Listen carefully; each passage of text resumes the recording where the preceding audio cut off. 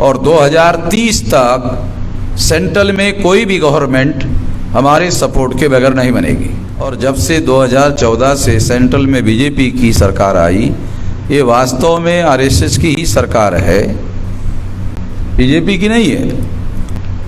इसका सबूत है। और हाई कोर्ट को बंधन है सुप्रीम कोर्ट के ऑर्डर को मानकर ऑर्डर देना। आप लोगों को मालूम नहीं होगा ये संवैधानिक व्यवस्था। 2024 के चुनाव के पहले इससे और बड़ा आंदोलन होगा। अगर सुप्रीम कोर्ट ने, आखिरी बात, अगर सुप्रीम कोर्ट में हमारी केस है अभी चल रहे, सुप्रीम कोर्ट ने अगर अनुमति दी तो आरएसएस के हेडक्वार्टर पर मोर्चा लेकर जाया जाएगा।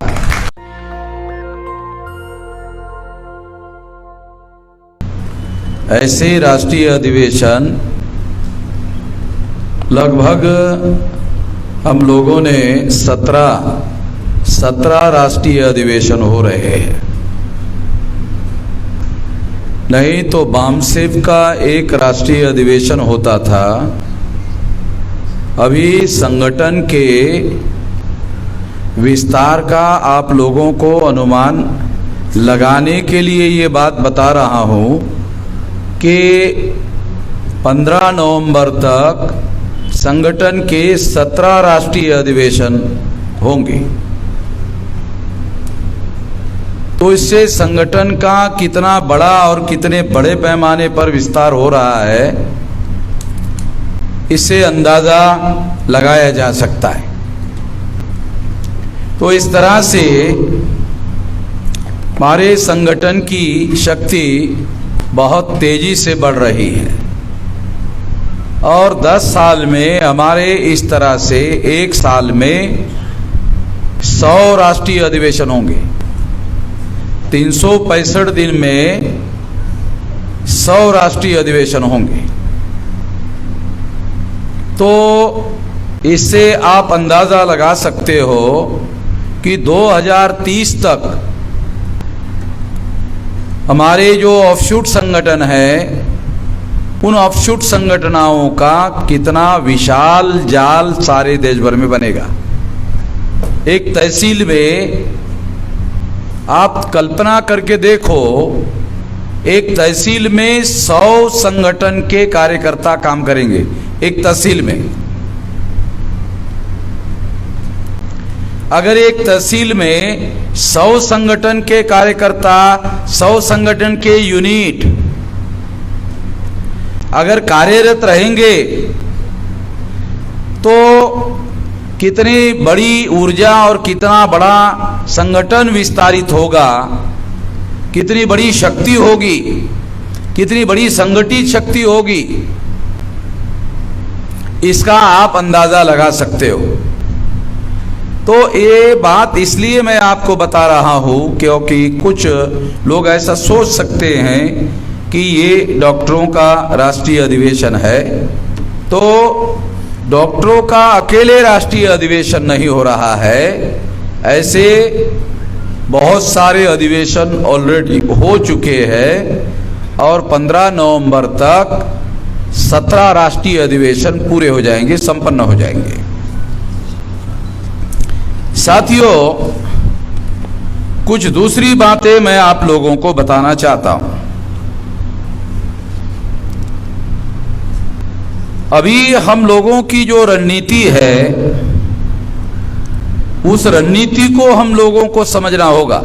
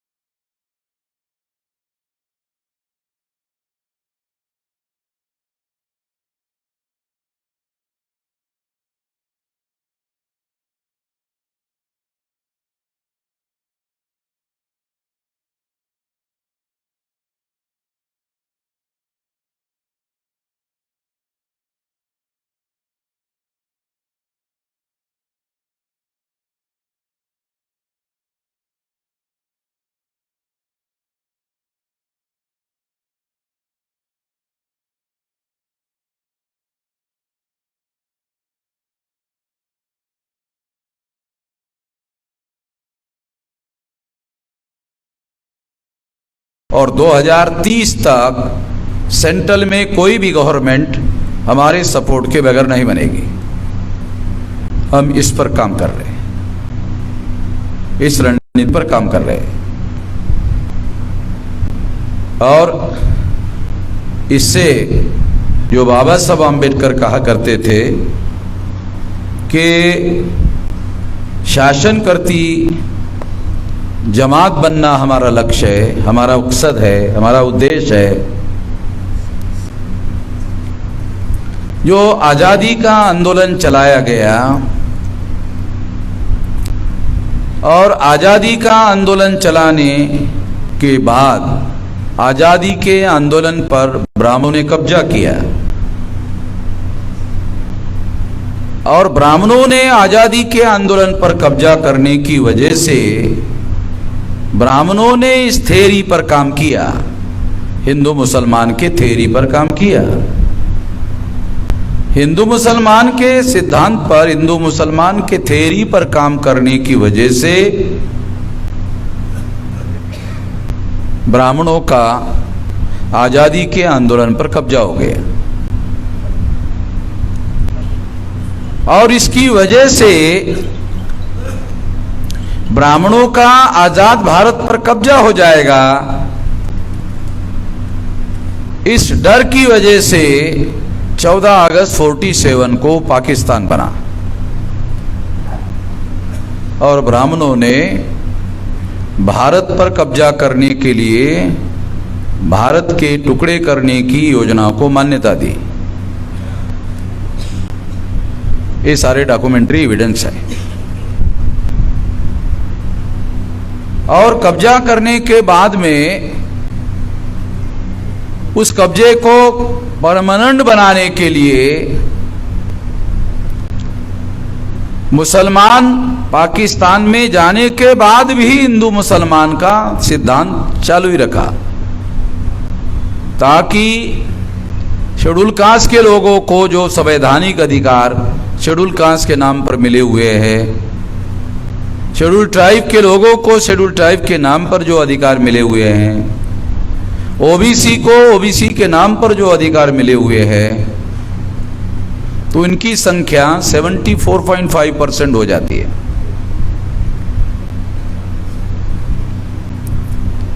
तो ब्राह्मणों को 15% मुसलमान चुनौती नहीं है। ब्राह्मणों की संख्या देश में 3.5% है और 3.5% जो ब्राह्मण है उन ब्राह्मणों को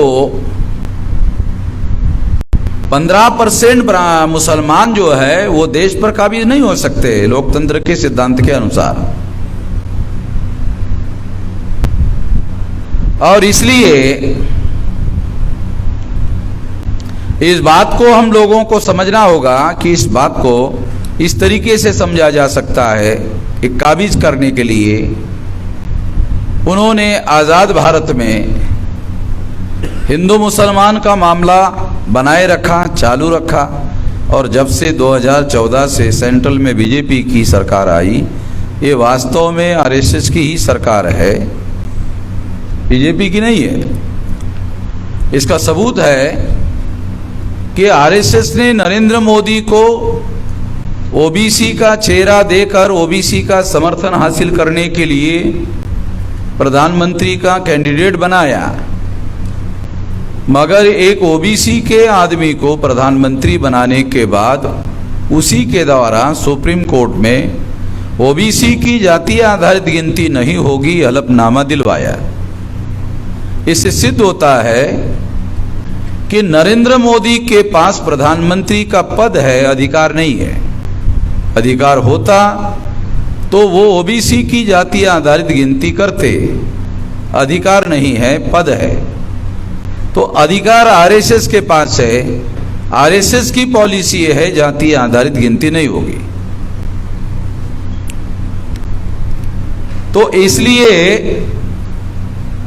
नरेंद्र मोदी का, प्रधानमंत्री का आरएसएस के लोग अपने मकसद के लिए इस्तेमाल कर रहे हैं। तो इस्तेमाल तो वही कर सकता है जिसके पास ताकत हो, शक्ति हो, पावर उसके पास है। तो इसलिए हमें इस बात को समझना बहुत ज़्यादा ज़रूरी है, जानना बहुत ज़्यादा ज़रूरी है कि आज जो कांग्रेस के द्वारा किया गया था, ये कांग्रेस नहीं किया। बहुत समय तक ये जो 80% प्रशासन में अधिकारी लोगों की संख्या है, तो ये तो इसमें तो आरएसएस के लोग थे नहीं।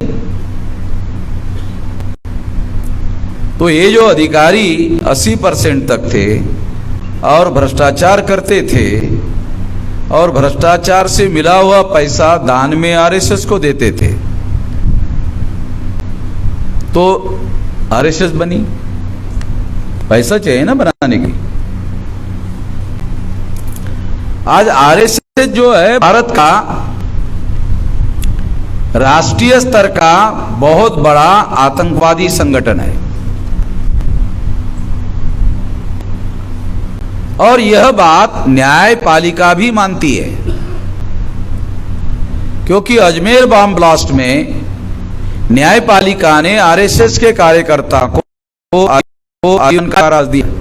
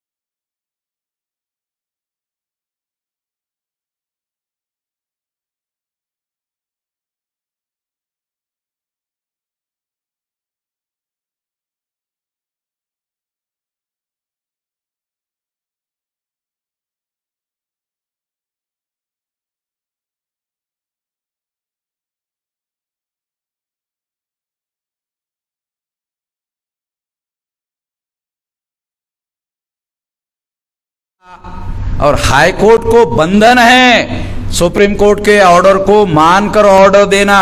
आप लोगों को मालूम नहीं हो ये संवैधानिक व्यवस्था। सुप्रीम कोर्ट के जजमेंट के विरोध में हाई कोर्ट को कोई जजमेंट देने का अधिकार नहीं है। हमारे लोगों को पता नहीं है, इसलिए मैंने नहीं माना। संविधान सुप्रीम है। और इस तरह से साथियों, हमने इतिहास में बड़ा काम किया और सिद्ध किया। तो ये एक हमारे आंदोलन की छोटी सी झलक थी। मैं जानता हूं हमारी ताकत कितनी है। तो इसलिए हम 4 चरणों में हमारा आंदोलन घोषित किया है। वो चरण के बारे में मैंने मीडिया में बता दिया है, आपको जानकारी है। तो अब जो समर्थन की लहर सारे देश भर में चल रही है, उसे संगठन में कन्वर्ट करो, संगठन की शक्ति बढ़ाओ। संगठन की शक्ति बढ़ाने के बाद फिर आंदोलन होगा। 2024 के चुनाव के पहले इससे और बड़ा आंदोलन होगा। अगर सुप्रीम कोर्ट ने, आखिरी बात, अगर सुप्रीम कोर्ट में हमारी केस है अभी चल रहे, सुप्रीम कोर्ट ने अगर अनुमति दी तो आरएसएस के हेडक्वार्टर पर मोर्चा लेकर जाया जाएगा। ये हमने स्थगित किया हुआ है। स्थगन समझते हो ना, स्टे किया हुआ है, खत्म नहीं किया। हाँ, पोस्टपोन किया है सुप्रीम कोर्ट के निर्णय तक। इतना ही कहना चाहता हूं। आप लोग अपने इलाके में तैयारी करें, विजय हमारी है। नेशनल दस्तक की आपसे गुजारिश है कि अगर इसको बचाना चाहते हैं तो नेशनल दस्तक को सब्सक्राइब करने के लिए रेड कलर के सब्सक्राइब बटन को दबाएं, फिर बेल आइकन की घंटी दबाएं। नेशनल दस्तक को बचाने के लिए बहुत जरूरी है कि हर खबर को शेयर करें, लाइक करें, कमेंट जरूर करें।